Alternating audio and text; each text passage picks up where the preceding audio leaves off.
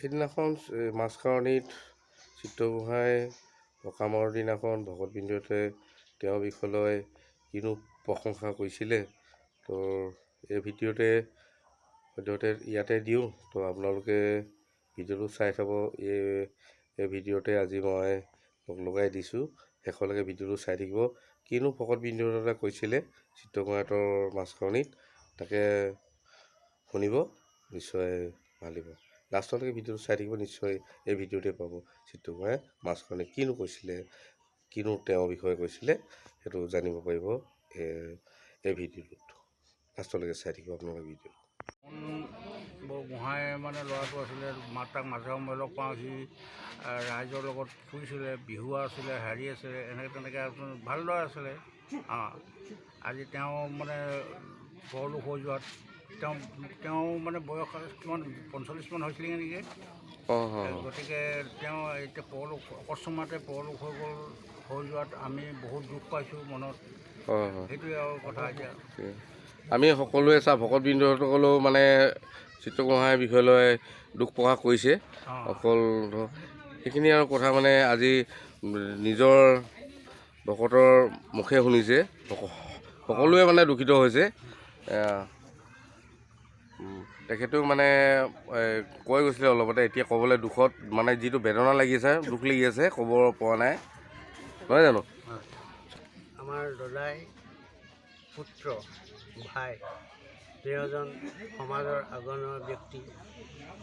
তেওঁ young blue ক্লাবৰ এজন সদস্য আছিল আৰু চাবৰ অঞ্চলত কিমান বিহু মেলা অন্যান্য কাৰ্যত আগবঢ়া। আৰু তেওঁ উদ্ধত কণ্ঠৰে যেতিয়া বিহুৰ বিষয়ে এলাউন্স কৰে, চাবুৱাৰবাসীৰ যিমানখিনি আশে পাশে আছে, হয়তো তেওঁৰ ভইচটো মাতটো অলপ ডাঙৰ। তো গতিকে বৰ মিঠা মাত এটা আছিলে তাৰ, আৰু তেওঁৰ মাত শুনিলে সকলোৱে মানে আকৰ্ষিত কৰিব পাৰে, তেওঁৰ মাতেৰে মানে মোহিত কৰিব পাৰে। আৰু তেওঁৰ সেই মাতষাৰ শুনিলে সকলোৱে কয় সেই যে চিত্ৰগোহাঁই। হয় হয়, বিচনা শুই থাকিলেও ক'ব এই চিত্ৰগোহাঁই এলাউন্স কৰিছে। তাৰমানে সেনেকুৱা এটা মানে মিঠা এটা সুৰ আছিলে। এনে এজন ব্যক্তি আমি হেৰুৱাইছোঁ। আমি তেওঁৰ বিষয়ে অনুতপ্ত। যিমানে ক'লোঁ কমেই হ'ব, নহয় জানো? যিমানে প্ৰশংসা কৰিলেও কমেই হ'ব, নহয় জানো? সেইখিনি ক'ব বিচাৰিছে।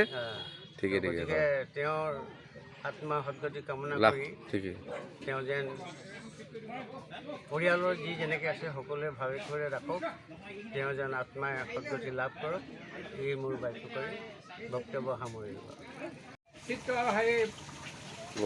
গোহাঁই আজি শ্ৰাদ্ধৰ নিমিত্তে আজি ভকতে আখৰলৈ চাউলৰ আদিত্য ইত্যাদি গৈ শাক পাচলি মাছ মাংস সকলোখিনি যা যোগাৰ কৰি আমি ৰন্ধন প্ৰকৰণ কৰিছোঁ আৰু সকলো ৰাইজে খাবৰ কাৰণে। কি কি হ'লগৈ এতিয়া?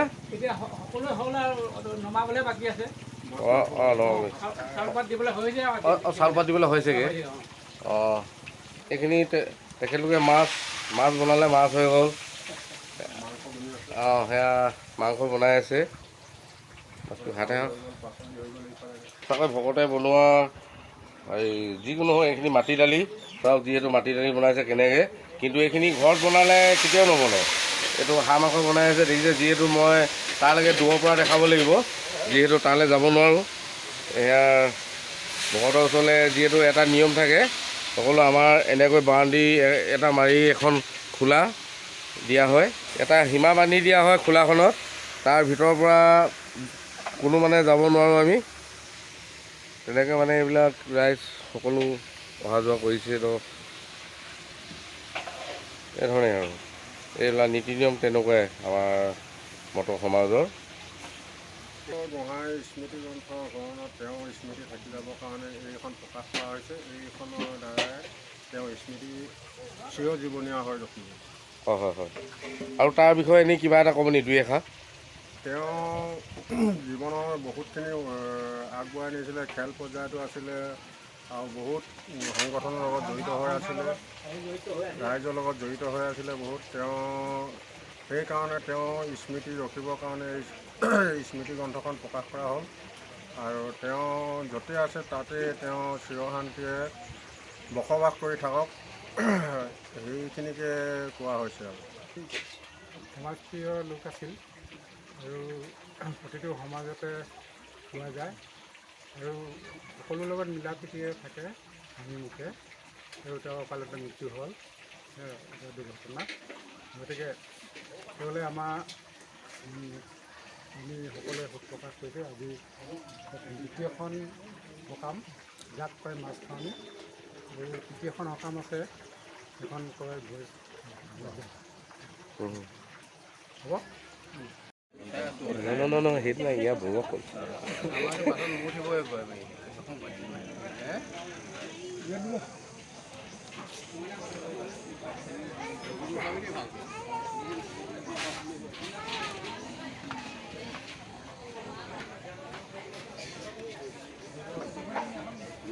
কিবা এটা ক'ব নি তাৰ বিষয়ে?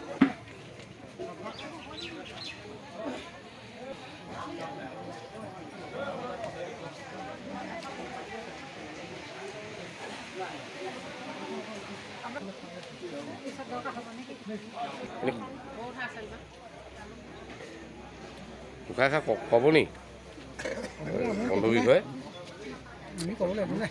নাই ক'বলগীয়া এনেই তব আৰু ন